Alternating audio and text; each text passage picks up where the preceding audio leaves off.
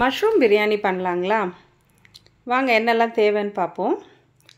ஒரு 2 பட்டை, ஒரு 4 லவங்கம், ஒரு ஏலக்காய், கொஞ்சம் புதினா, இஞ்சி, பூண்டு, பச்சை மிளகாய். இதெல்லாம் எடுத்து அரைச்சி வச்சுக்கோங்க. மஷ்ரூமை சுத்தமாக கழுவி நீங்கள் எவ்வளோ அரிசி போடுறீங்களோ அதுக்கு தேவையான 3/4 பதம் உப்பை இப்போவே போட்டுட்டு இந்த அரைச்சி வச்ச மசாலாவையும் அதில் சேர்த்துருங்க. கூட கொஞ்சம் ஒரு 2 கரண்டி தயிர் ஊற்றிடுங்க. புளிப்பு இல்லாத தயிராக ஊற்றுங்க. புளிப்பாக இருந்தால் டேஸ்ட் மாறிடும். இதெல்லாம் போட்டு பிசைஞ்சு வச்சுட்டு இப்போது அரிசியை எடுத்து கழுவி வச்சுடுங்க. அரிசியை இப்போ 1 டம்ளர் அரிசி போடுறீங்க அப்படின்னா நல்லா கழுவி சுத்தமாக தண்ணியை இருத்துட்டு 1 டம்ளர் தண்ணி அதில் அளந்து ஊற்றி ஊற விட்டுடுங்க. இப்போ குக்கர் வைங்க. அதில் தேவையான அளவு ஆயில் ஊற்றி கொஞ்சம் கீயும் 1 ஸ்பூன் சேர்த்துருங்க. அதில்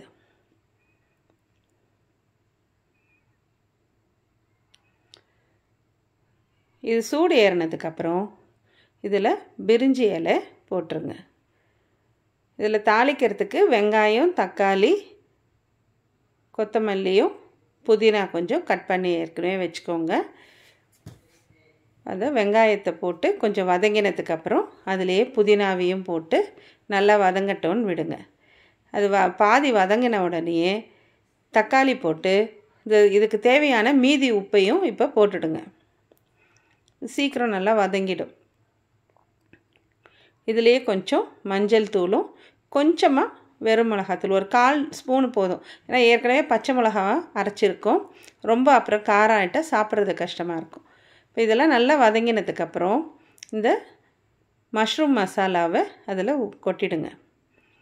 இப்போ இதெல்லாம் சேர்ந்து நல்லா வதக்குனீங்கன்னா இதிலேருந்தே 1 டம்ளர் அளவுக்கு தண்ணி வரும். அதனால தான் அரிசியில் 1 டம்ளர் தண்ணி மட்டும் ஊற்றி ஊற வைக்க சொன்னது.